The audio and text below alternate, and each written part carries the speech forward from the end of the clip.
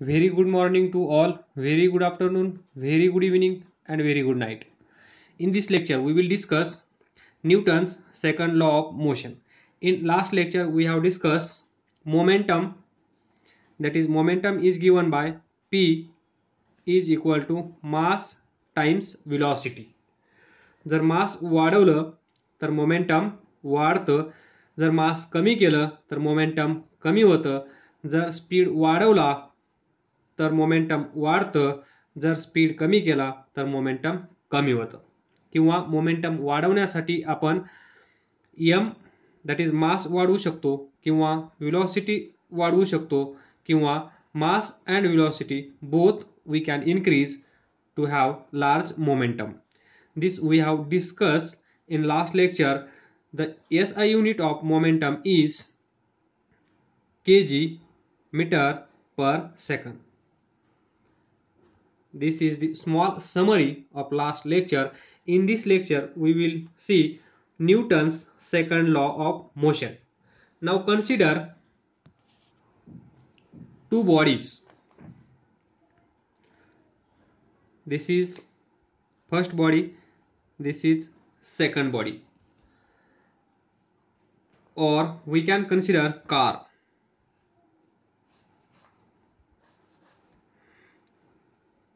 This is car, this is another car,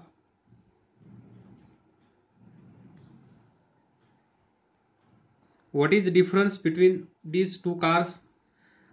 Mass m1 for this car, mass m2 for this car. या कारवर force apply केला F1, या कारवर force apply केला F2. तर situation पहा, वेन टू बॉडीज, एक बॉडी असेल म्हणजेच कार, इथे आपण बॉडीच्या ऐवजी काय कन्सिडर करत आहोत, कार. तर इथे पहा, ही कार मोठी आहे म्हणजेच M2 should be greater than M1. आणि आपल्याला असंच कन्सिडर करायचं आहे, एका कारचं मास जास्त असलं पाहिजे आणि एका कारचं मास कमी असलं पाहिजे. नंतर आपल्याला काय करायचं आहे, हा जो फोर्स आहे F1 आणि F2 हा असला पाहिजे F1 is equal to F2 is equal to F.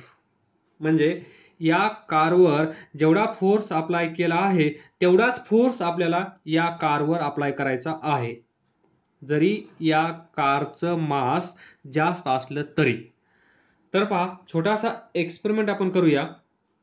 This is pencil, this is eraser. छोटासा फोर्स मी यांच्यावर अप्लाय करतो. तर पहा, पेन्सिल इथून इथे गेली, डिस्प्लेस झाली, म्हणजे पेन्सिलमध्ये ॲक्सेलरेशन प्रोड्यूस झालं ड्यू टू फोर्स अप्लाय. जो फोर्स मी अप्लाय केला आहे त्या फोर्समुळे याच्यामध्ये ॲक्सेलरेशन प्रोड्यूस झालं, पण याच्यामध्ये झालं नाही, म्हणजे याचं डिस्प्लेसमेंट झालं नाही, कारण याचं मास जास्त आहे आणि या पेन्सिलचं मास कमी आहे.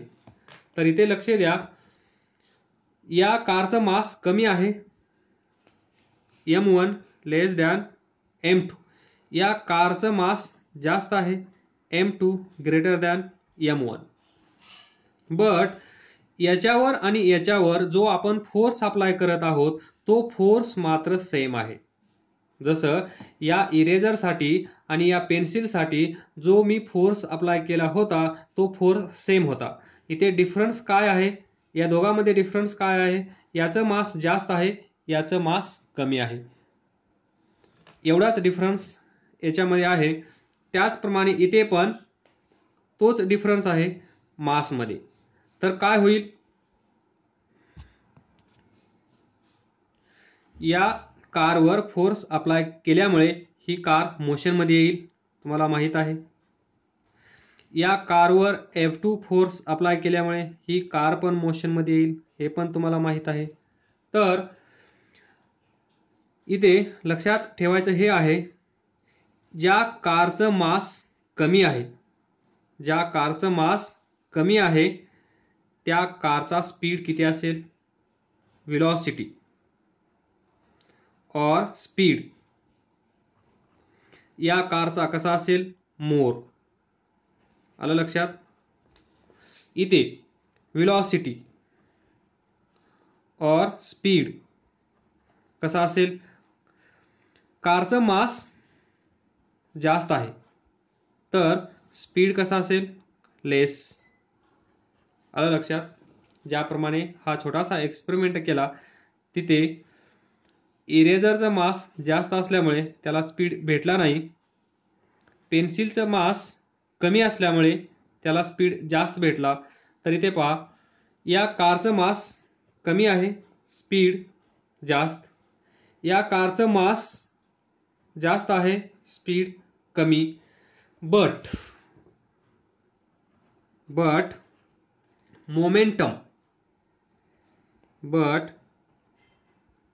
momentum gain by these two cars is same. Momentum same असेल. या कारला जो फोर्स दिला आहे तोच फोर्स या कारला दिला आहे, त्यामुळे या कारचं मोमेंटम आणि या कारचं मोमेंटम सेम असेल. फक्त डिफरन्स काय असेल, मोमेंटम काय, P1 या कारसाठी, समजा या कारचा स्पीड V1, या कारचा स्पीड V2, तर या कारचं मोमेंटम काय असेल, M1 V1. या कारचं मोमेंटम काय असेल, M2 V2. फोर्स सेम असल्यामुळे मोशनमध्ये स्पीडमध्ये डिफरन्स आला, बट मोमेंटम या कारचं आणि या कारचं सेम आहे. इथे पहा, M1 V1 is equal to M2 V2 असं असेल. Momentum gain by these two cars is same because we apply same force. त्या सेम फोर्समुळे काय होईल, एका कारचा स्पीड कमी असेल आणि एका कारचा स्पीड जास्त असेल. म्हणजेच इथे M1, इथे पहा M1 कमी आहे तर या कारचा स्पीड जास्त असेल. इथे M2 जास्त आहे, V2 कमी असेल. मग एक क्वांटिटी जास्त, एक क्वांटिटी कमी, प्रोडक्ट P2. एक क्वांटिटी कमी, दुसरी क्वांटिटी जास्त, प्रोडक्ट P1. म्हणजे एक कमी आहे, दुसरा जास्त आहे. त्याचप्रमाणे इथे पण तेच आहे, त्यामुळे आपण असं लिहू शकतो P1 is equal to P2. Momentum gain by these two car is same. हे लक्षात ठेवायचं आहे तुम्हाला. तर पहा, ही जी पहिली कार आहे या कारचं मोमेंटम तुम्हाला माहित आहे M1 V1. या कारचं मोमेंटम तुम्हाला माहित आहे M2 V2.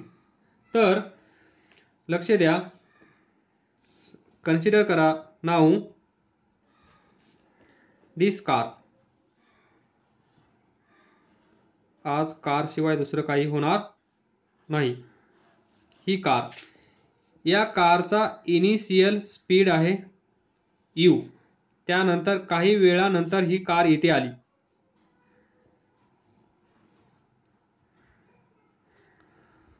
ही कार इथे आली.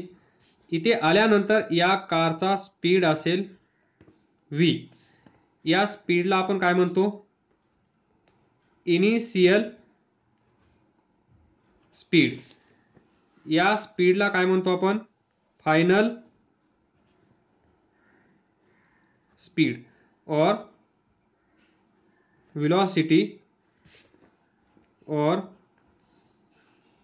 वेलोसिटी. तर पहा, लक्ष द्या, मोमेंटम आपल्याला माहित आहे. या कारचं सुरुवातीला मोमेंटम किती असेल? P1 mass mu. Initial momentum of this car is mass times velocity. या कारची velocity किती आहे? u. या कारचं मास किती आहे? m. So mass times velocity is momentum of this car initial. लक्षात ठेवा. त्यानंतर ही कार इथे आली आहे. इथे आल्यानंतर या कारचा स्पीड v आहे. या कारचं मास mच असेल. चेंज होईल का? नाही. तर इथे आल्यानंतर स्पीड कमी झाला असेल किंवा जास्त झाला असेल, पण स्पीडमध्ये काहीतरी चेंज असेल असं आपण कन्सिडर करूया. म्हणजे हा स्पीड सेम नसेल असं आपण कन्सिडर करूया. सेम असेल तरी काही प्रॉब्लेम होणार नाही, पण या कारचं मोमेंटम इथे किती असेल? मास टाइम्स वेलोसिटी P2. पहा, कार तीच आहे म्हणून mass same. Initial velocity of car is u. So initial momentum is mu. Final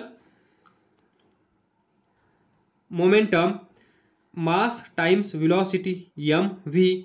तर what is change in momentum? Change in momentum.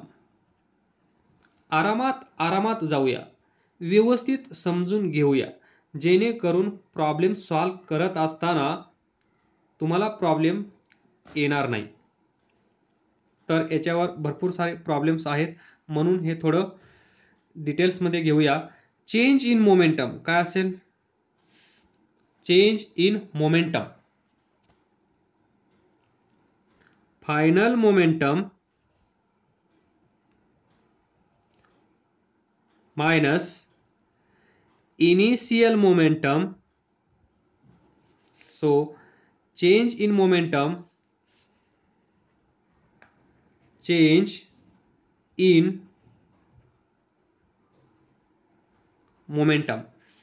Final momentum किती आहे? दिस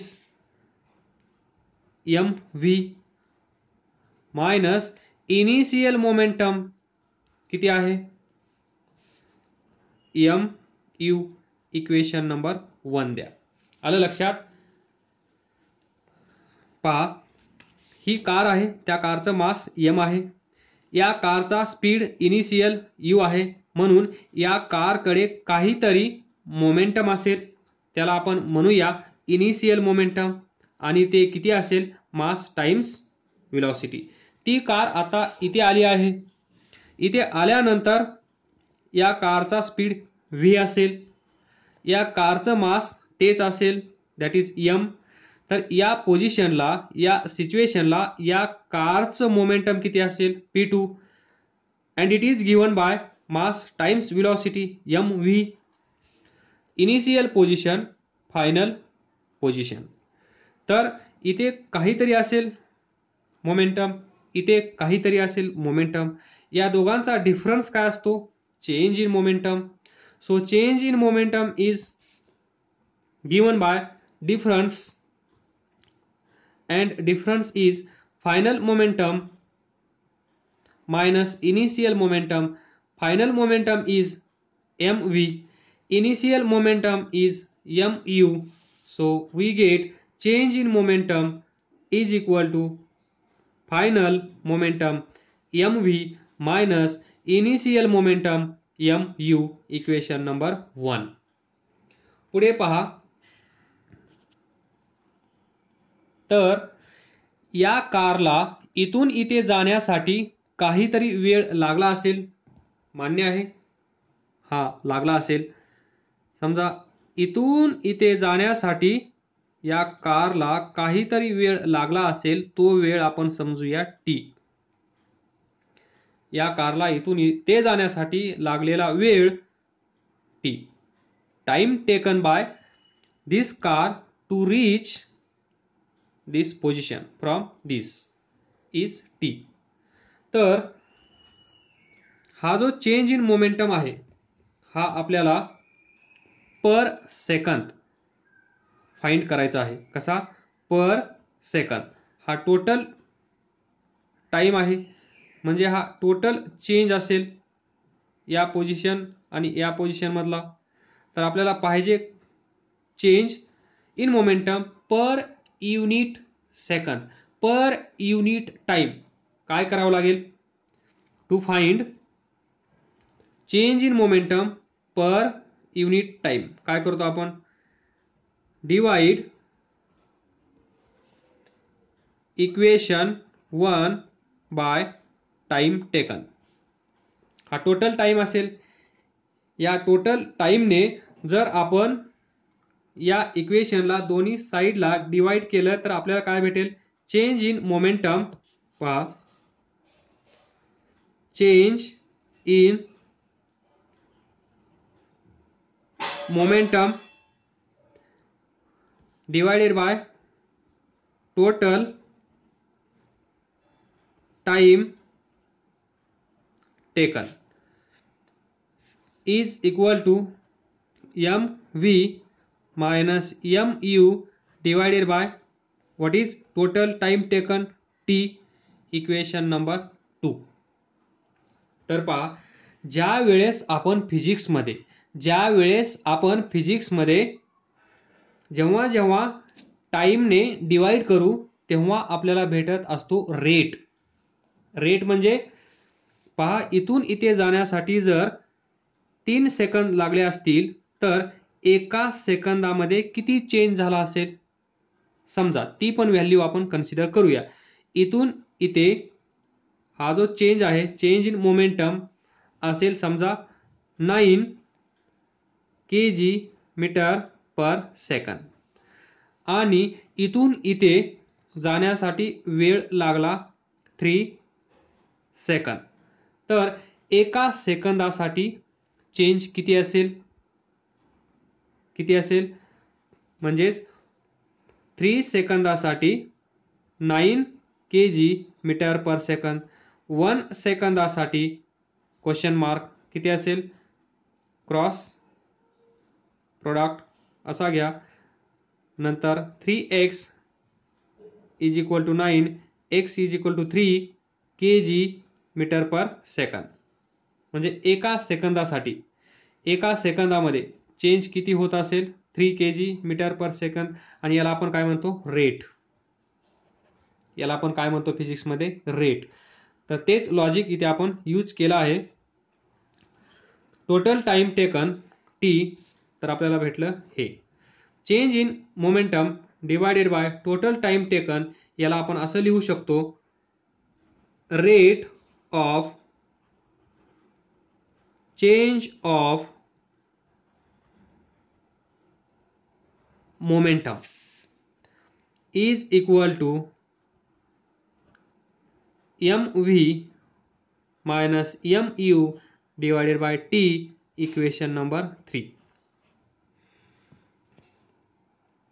Now see, according to Newton's second law of motion, now we will define what is Newton's second law of motion.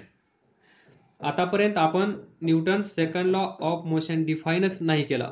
एवढा वेळ आपण त्याच्यासाठी stage, जसं dance करण्यासाठी कॉम्पिटिशनसाठी stage required असतं त्याचप्रमाणे आपण Newton's second law of motion learn करण्यासाठी, शिकण्यासाठी हे स्टेज तयार केलं आहे, जेणेकरून तुम्हाला न्यूटन सेकंड लॉ ऑफ मोशनचं स्टेटमेंट सांगितल्या ते समजेल.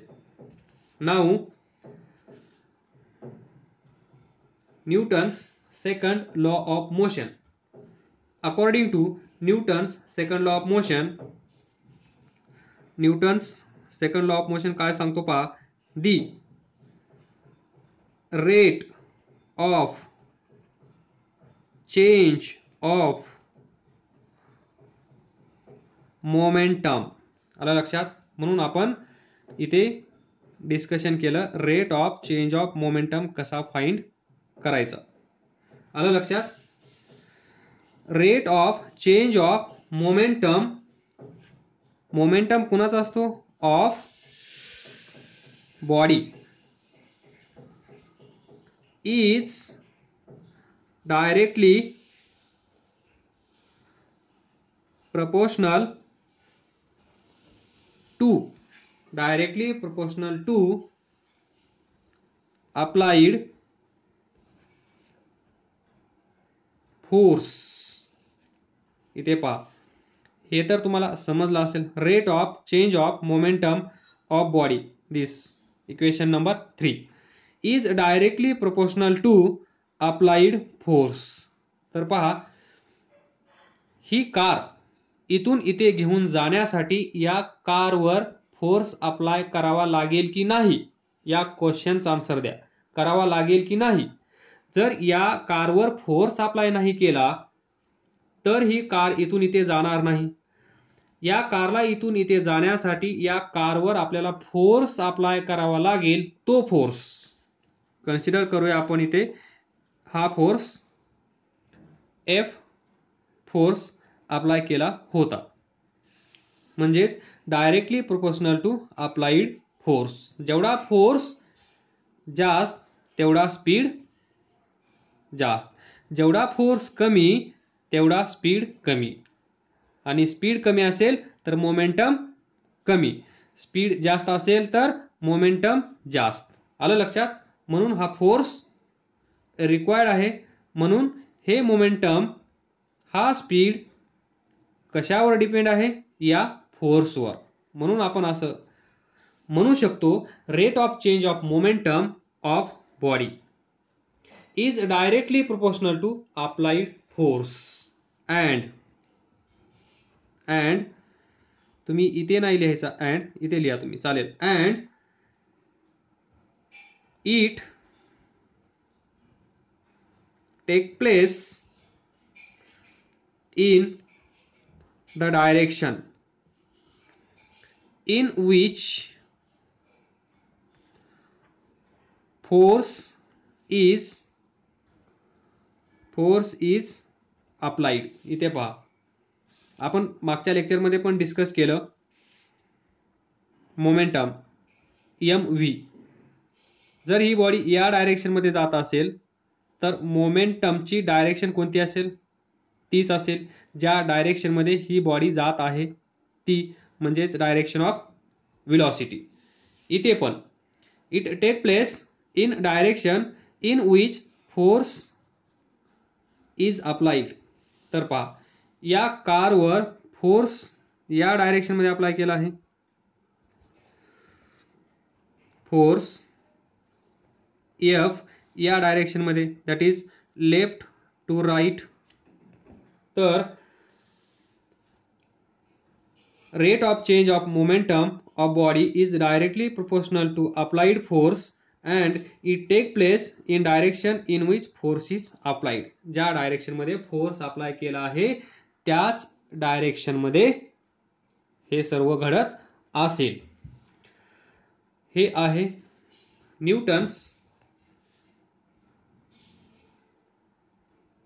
Newton's second law of motion. Then now हे आपण मॅथमॅटिकली पाहूया. हे स्टेटमेंट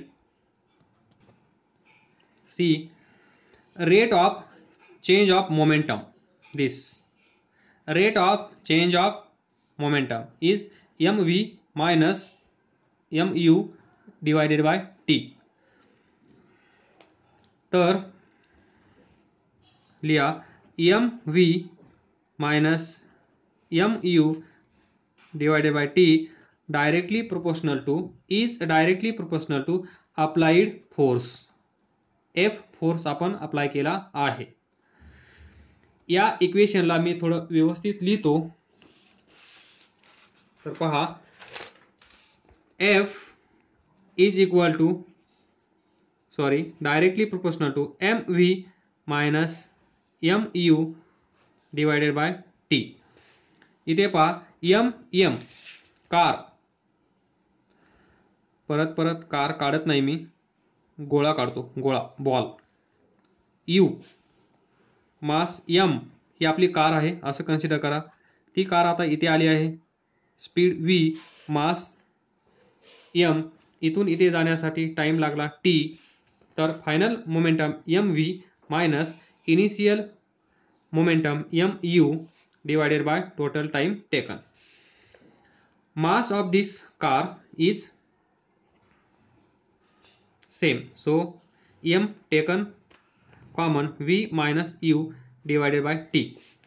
f पहा पहा, पाठीमागे जा. पाठीमागे म्हणजे पहिल्या टॉपिक मध्ये v minus u upon t is what, काय आहे हे. v is equal to u plus at. u इकडे घ्या. v minus u is equal to at. v minus u divided by t is equal to a. आलं लक्षात. First equation v is equal to u plus at. v minus u divided by t is equal to acceleration. What is this A? A is acceleration produced in the body. त्या बॉडीला force apply केल्यानंतर स्पीडमध्ये येईल, म्हणजेच तिथे काहीतरी acceleration असेल, ॲक्सेलरेट ती बॉडी झालेली असेल, ते ॲक्सेलरेशन म्हणजे ए. तर आपण इथे लिहू शकतो F directly proportional to M A. आलं लक्षात. तर हा डायरेक्टली प्रोपोर्शनल टू काढून टाकण्यासाठी आपण असं लिहू शकतो F is equal to K M A, where K is found 1. Then F is equal to M A, and this is the famous, नंतर लिहूया, this is the Newton second law of motion. याच्याशिवाय फिजिक्सच नाही. तुम्ही इथून पुढे पाहाल प्रत्येक ठिकाणी तुम्हाला हे दिसेल. म्हणजे 70-80% जिथे जिथे तुम्ही प्रॉब्लेम सॉल्व करत असाल तिथे तिथे तुम्हाला हे असेलच 70-80%. म्हणून लिहित होतो famous equation. This is famous equation और this is Newton's second law of motion. तर पुढे इथून आपण काय लिहू शकतो. Force is directly proportional to acceleration produce in the body. ही जी बॉडी असेल या बॉडीवर जर आपण फोर्स F अप्लाय केला तर ही बॉडी इकडे जाईल, म्हणजे ॲक्सेलरेट होईल. आणि हे जे ॲक्सेलरेशन आहे हे depend upon this force. So force is directly proportional to acceleration produced in the body. Then force is directly proportional to M. जर मास जास्त असेल तर आपल्याला फोर्स जास्त अप्लाय करावा लागेल, मास कमी असेल तर फोर्स कमी अप्लाय करावा लागेल. या दोघांचं कॉम्बिनेशन म्हणजे Newton's second law of motion. One more point from this. F directly proportional to mv minus mu divided by t. इथे पहा फोर्स, यालाच आपण म्हणू शकतो म्हणजेच न्यूटन्स सेकंड लॉ काय सांगतो. This is link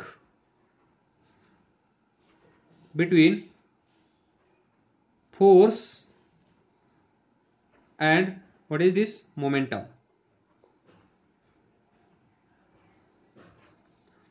This is the link between force F and momentum m v minus mu. यांचा डिफरन्स काय येणार आहे. change in momentum, that is momentum. And this is Newton's second law of motion. Now from this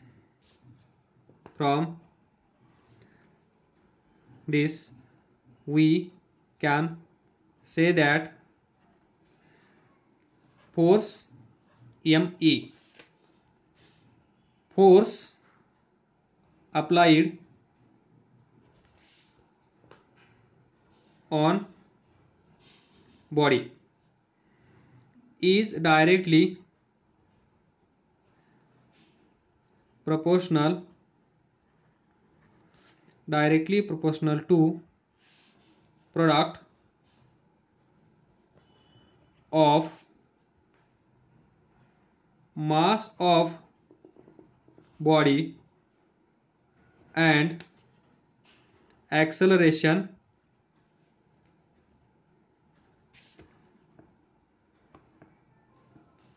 produced in body. लक्षात येत असेल मी काय लिहित आहे ते. Force applied on body is directly proportional to product of force F directly proportional to product of mass of body M and acceleration produced in the body A. This हे असं आपण म्हणू शकतो. Then from this famous equation we can write F is equal to MA, A is equal to F by M. तर पहा, acceleration produced in the body is directly proportional to force applied. म्हणजेच जर if F is more then acceleration produced in the body is also more. From this, that is acceleration is directly proportional to F. Then if mass is more, then acceleration is less. म्हणजेच feel पहा, ही body आहे, या बॉडीमध्ये acceleration produce करण्यासाठी जर या बॉडीचं मास कमी असेल तर आपण काय करू शकतो, फुंकर मारून पण त्या बॉडीमध्ये ॲक्सेलरेशन क्रिएट करू शकतो. जर या बॉडीचं मास जास्त असेल, लाईक मास ऑफ कार,